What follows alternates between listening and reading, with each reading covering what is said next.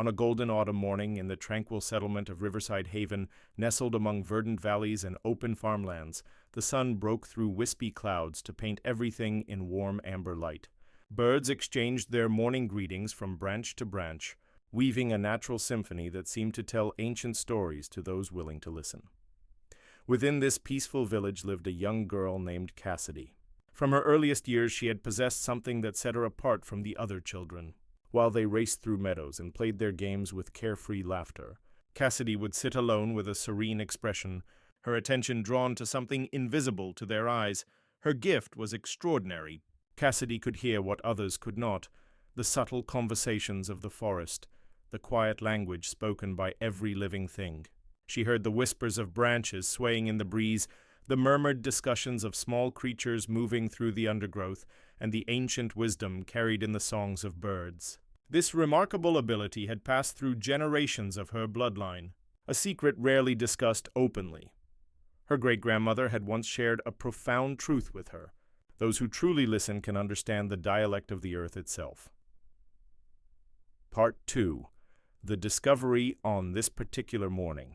Cassidy gathered a basket of fresh provisions and made her way to her sanctuary, an ancient willow tree that stood at the village's edge. As she settled beneath its protective, drooping branches, she allowed her consciousness to drift away from the ordinary world. The familiar sounds of human life gradually faded, replaced by the intricate melodies she cherished. She listened intently to the rustling of a family of hedgehogs exploring the underbrush, the lively babbling of the nearby stream as it danced across smooth stones, and the haunting call of a nocturnal bird returning to its nest after a night of searching for food. Then came something entirely new, a sound unlike anything her ears had ever encountered, a crystalline, musical resonance like the gentle tinkling of glass bells. The sound was delicate yet unmistakable, emanating from somewhere deep within the surrounding woodland. Cassidy's curiosity ignited. Without hesitation, she rose and followed the enchanting sound, her footsteps careful and reverent on the forest floor. As she ventured deeper into the woods, the sound grew clearer, more ethereal, almost otherworldly. It pulled her forward like an irresistible force. She passed familiar markers, a fallen log where foxes sometimes nested, towering pine trees draped in moss, and felt the air shift as sunlight grew scarcer. Despite a flicker of unease, the mesmerizing sound compelled her forward. Part 3. The Hidden Wonder. At last, she emerged into a small clearing she had never seen before. There, in the center, stood a fountain of weathered stone, its surface adorned with climbing ivy. Crystal-clear water flowed from the carved head of a noble lion, cascading into a luminous pool that sparkled like liquid diamonds beneath the filtered sunlight. Stone benches, smoothed by centuries of use, surrounded the fountain. Wild flowers bloomed nearby, creating splashes of violet, gold, and crimson throughout the peaceful space. As Cassidy approached, wonder filled her heart. The musical sound was coming from the fountain itself. Each droplet that fell from the lion's mouth produced a pure, crystalline note as it struck the surface of the pool, creating a natural composition that was breathtakingly beautiful, but something even more extraordinary awaited her discovery.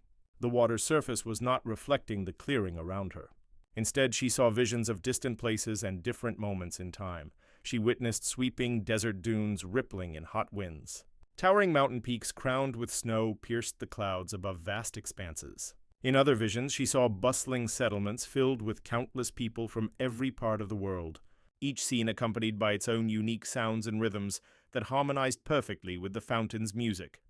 As the images shifted, Cassidy saw a young woman who bore a striking resemblance to herself, sitting peacefully beneath a tree, listening with absolute concentration to the world around her. The vision transformed again, showing the same woman, now older, surrounded by a group of young learners, teaching them to truly hear and comprehend the language of nature. Part 4. A Purpose Revealed.